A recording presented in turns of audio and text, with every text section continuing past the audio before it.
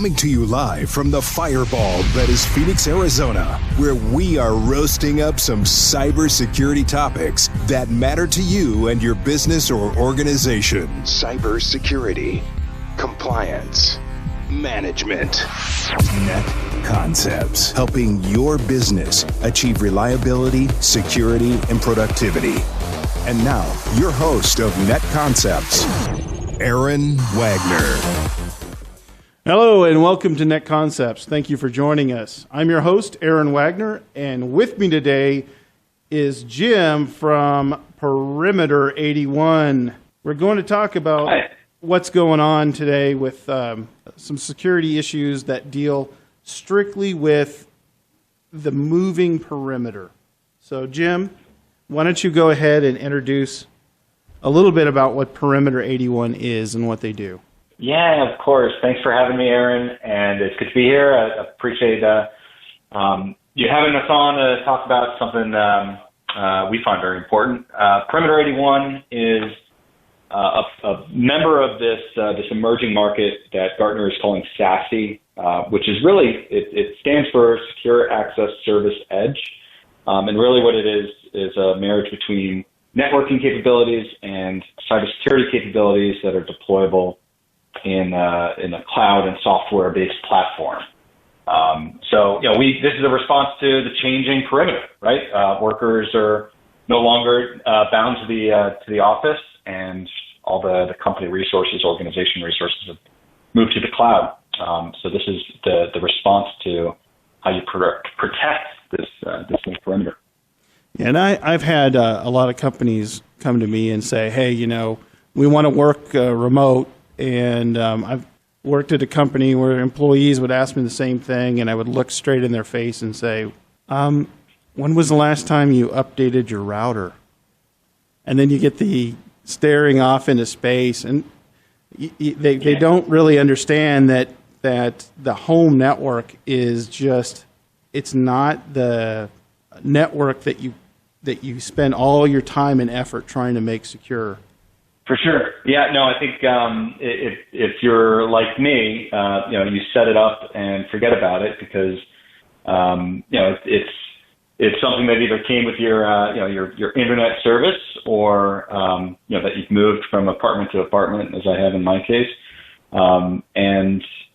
It is not always or traditionally something that we were using to connect to company resources, but now, especially given the current global circumstances of COVID-19, more and more a part of the equation for organizations that need to be, considering how secure is the home network, really. Yeah, and I think another point there is that we set it up for convenience, and once it's set up and you're good to go and you're connected on the internet, you're all done.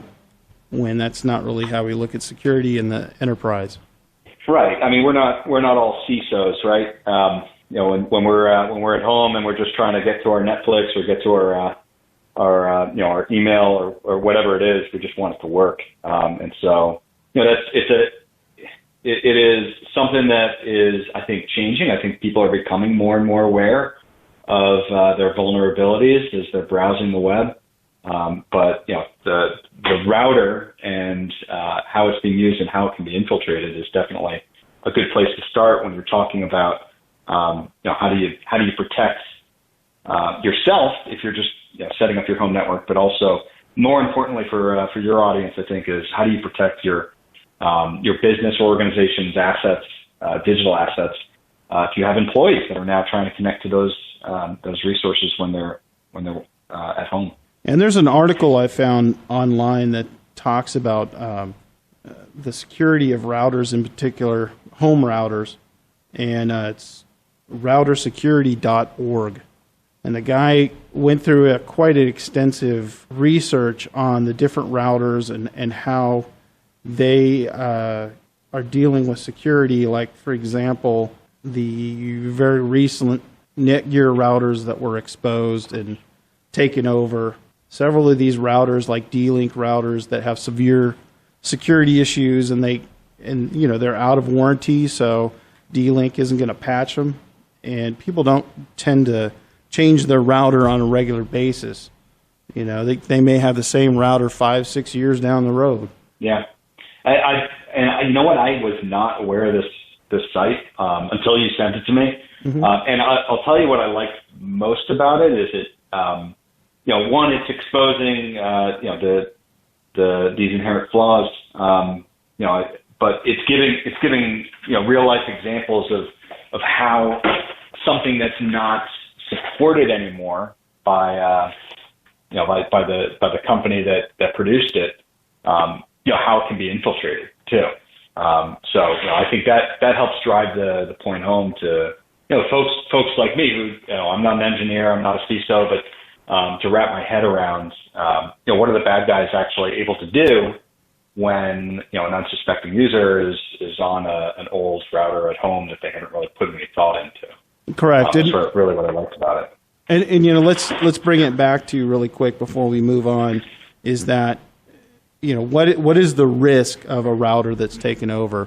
So basically, think of it this way: is that now you have the employee at home, they receive an email, they click on the email, they think it's taking them to Office where they have to sign into their account, they have to put in their one-time passcode, and then they're not really going to office.com. They're going to out.com or whatever the website may be, and then they're putting those credentials into a system that the hacker is now collecting. And now, not only that, like I said, they're collecting the two-factor authentication as well.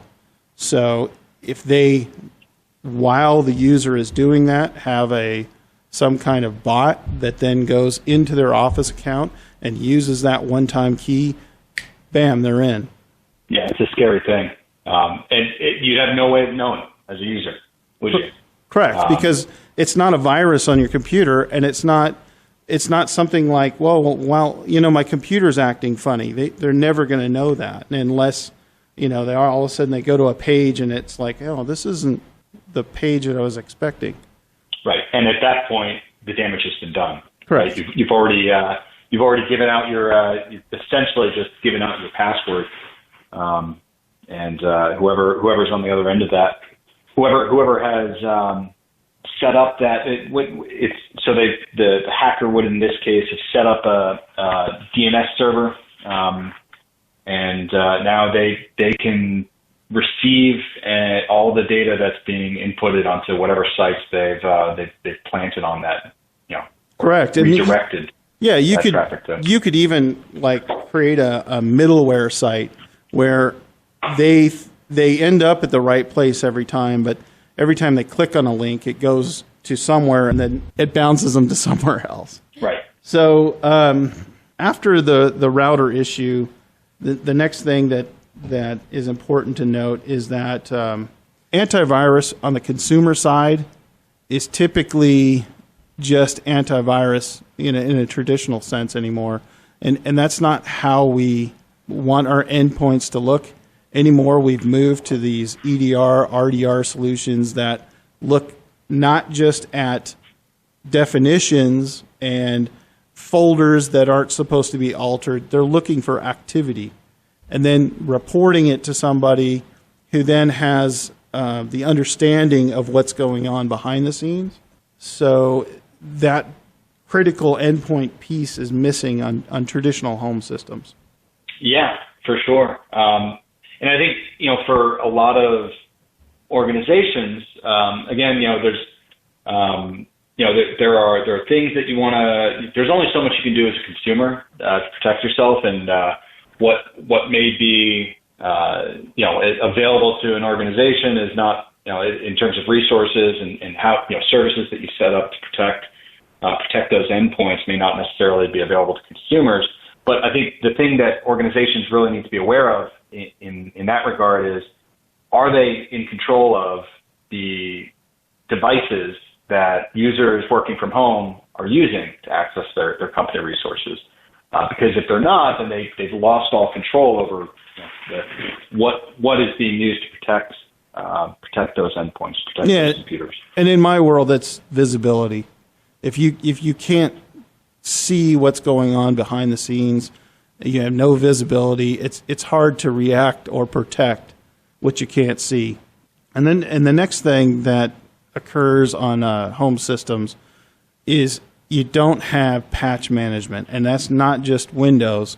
Yeah. That's could be an Adobe product that has a flaw in it. So now they open in a PDF and it runs a script out of the PDF, and poof, now that's taken over that machine, and then from that machine being taken over and having remote control, I can then record credentials going into the enterprise network. Yeah, and having that is it's visibility, like you said, and I think that you're getting into the control that you need to have the confidence that there are no vulnerabilities lurking on this user's device. Yeah, and the visibility and the control to update those softwares.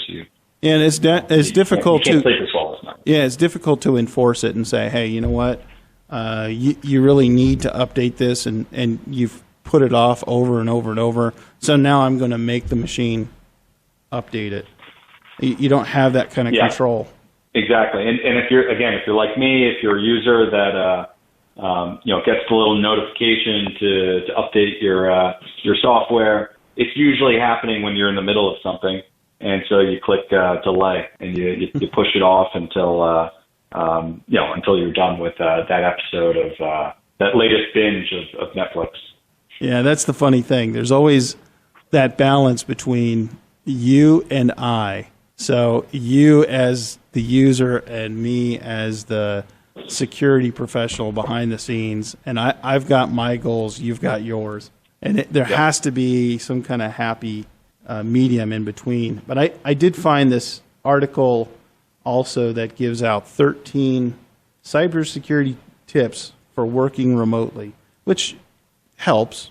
I mean, it's not going to bring it to the level that it needs to be, but it'll at least be a good start. And really, when you talk about security, it's trying to get as close to perfect as you can, and you're never going to reach perfect. So number 1 is to use strong passwords. Number 2 is to set up two-factor authentication. 3 is to use a VPN. 4 is to set up firewalls. 5 is, and let me back up for a second on firewalls. Firewalls is a hardware device, and it also can be software as well. You need to use antivirus software. Make sure it's up to date and it's not expired. Secure your home router. Install updates regularly. Back up your data.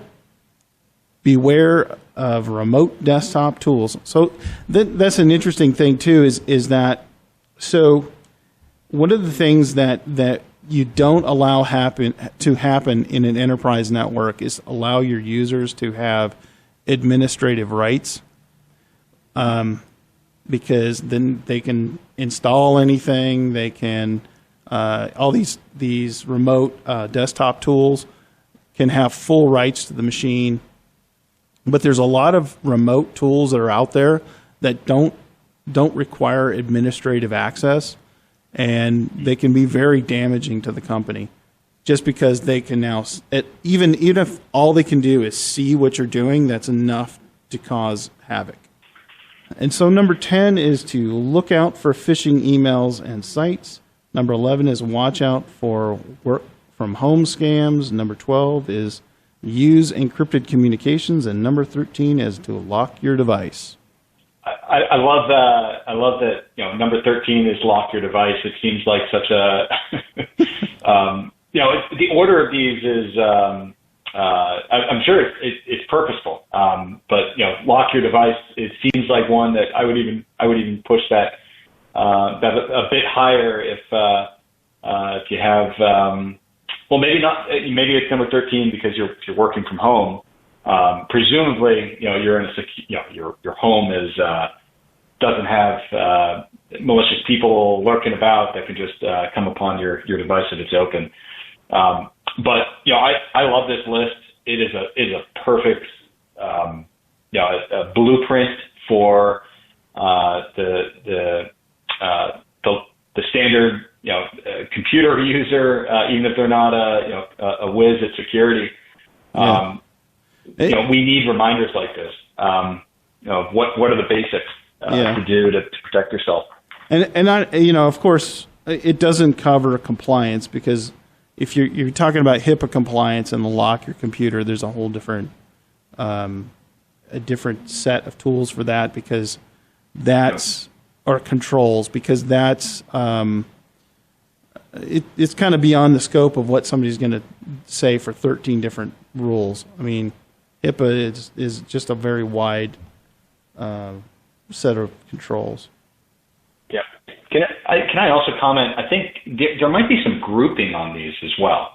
And I wonder, I'm looking at the first 4 on your list.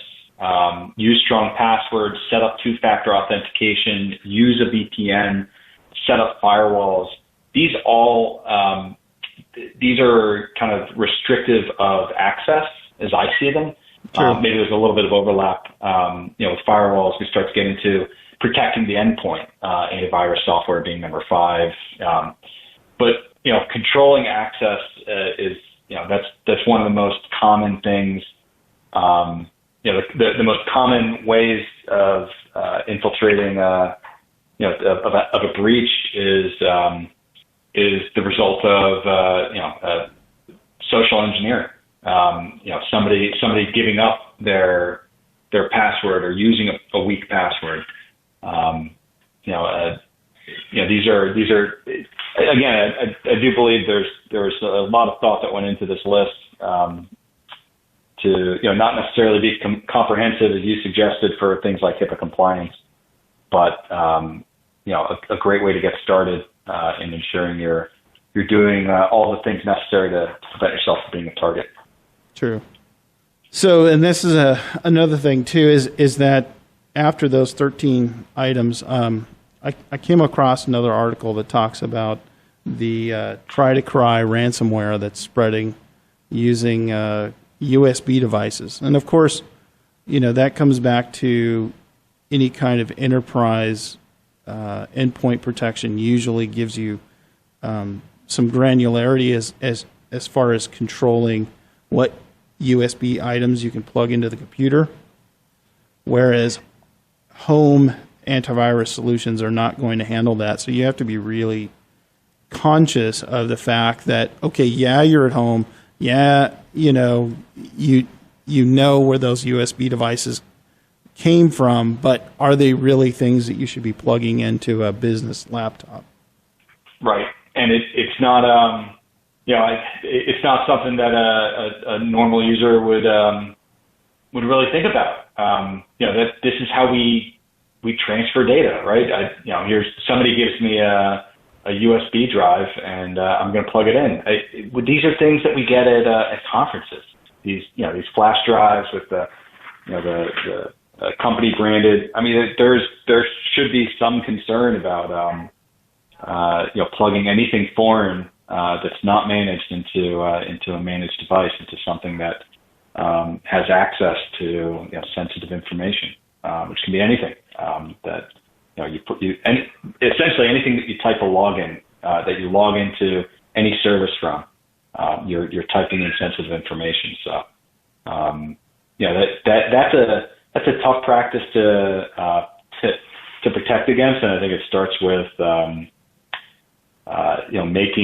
making users aware of the dangers of USB. Of what we see with this new try-to-cry malware.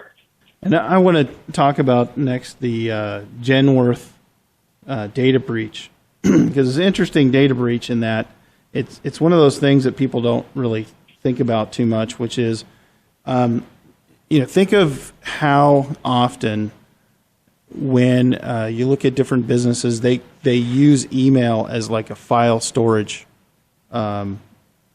compartment, right?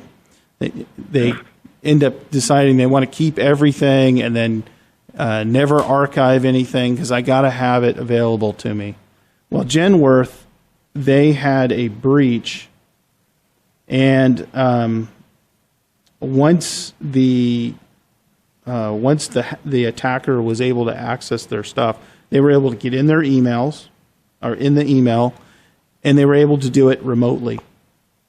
And what that tells me is that they had no control over who can authenticate, right? They don't know where. It could be somebody in China. It could be somebody who's off in Russia somewhere.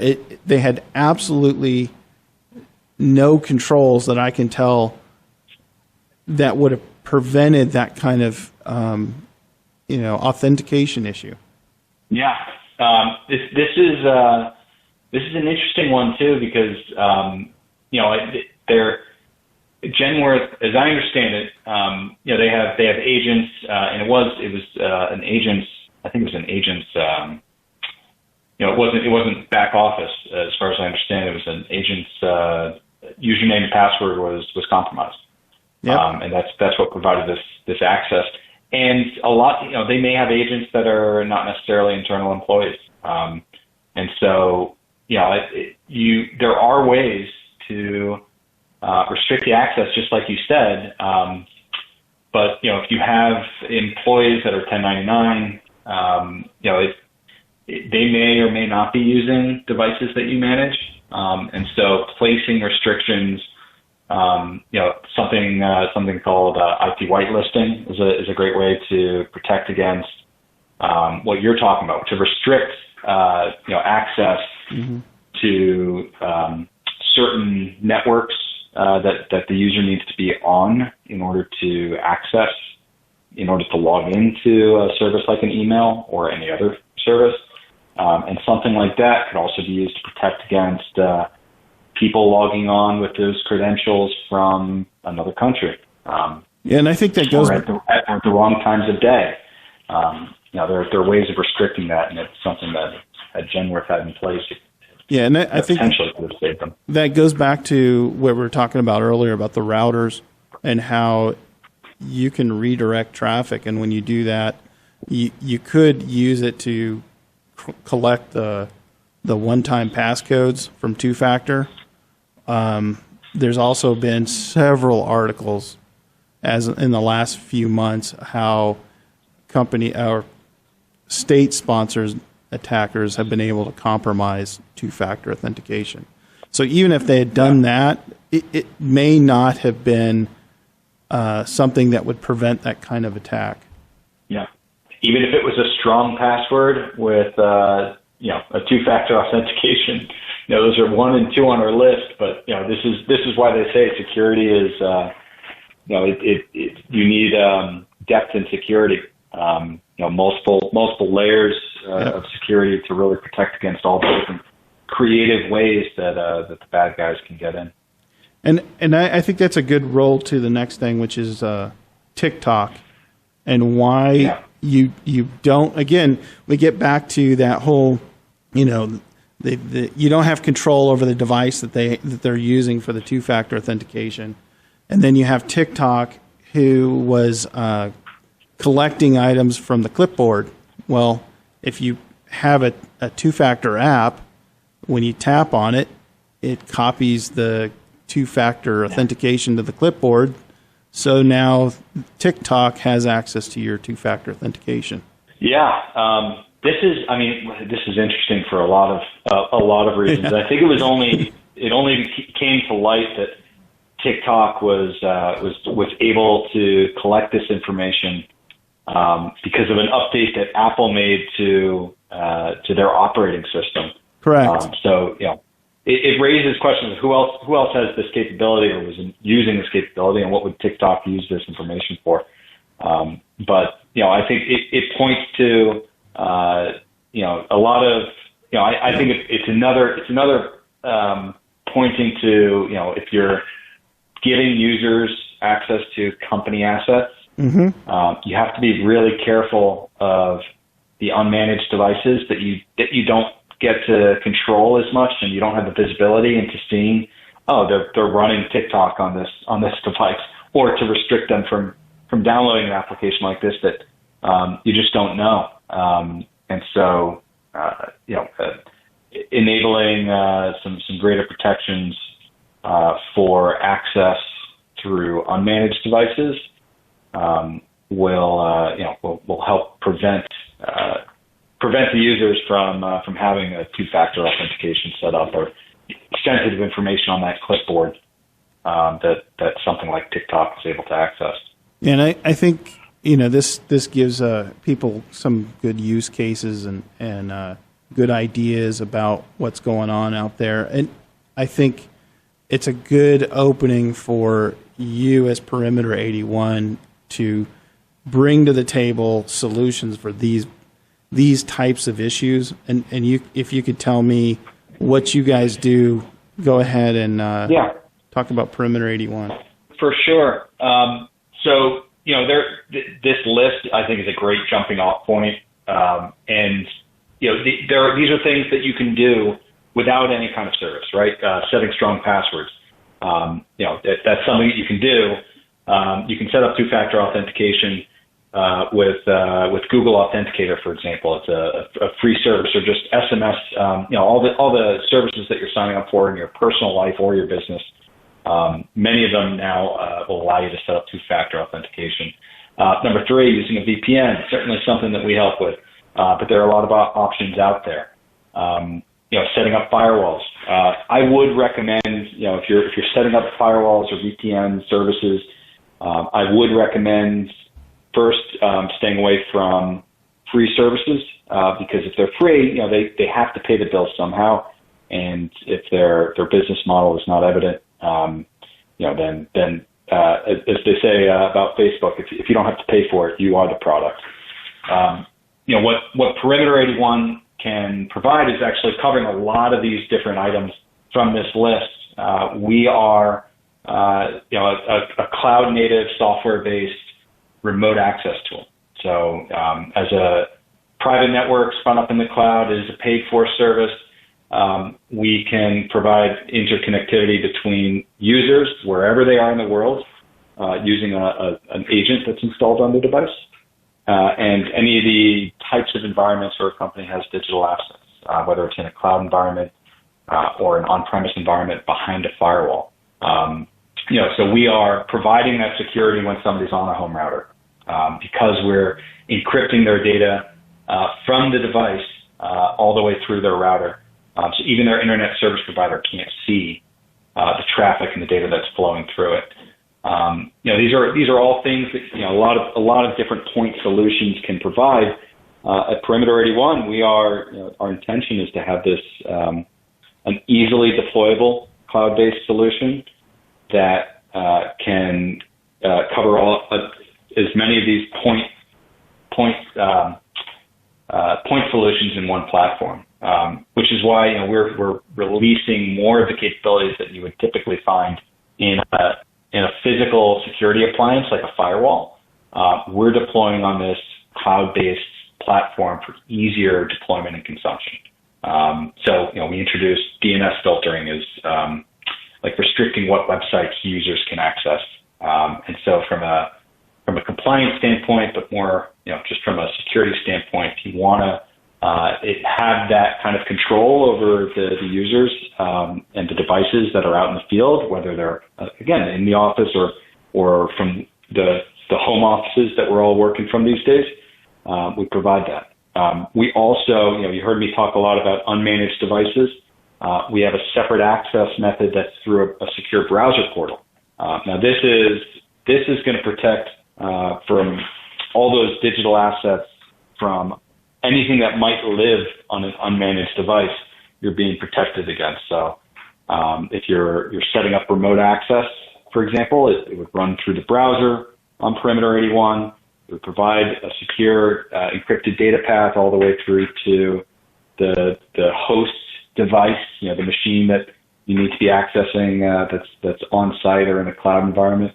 And we are actually breaking that protocol in our cloud environment, which really means that the user gets to see an interactive video stream. Their device does not end up sitting on the network or have access to the network. So anything else that lives on that unmanaged device can't actually access the network or maliciously inject anything onto that network, like a try to cry, or it's also this is going to prevent because it's browser based. It's not actually allowing any of the tools that are on that unmanaged device, like a TikTok or an application that's on that device, from viewing anything on the network behind that encrypted data path.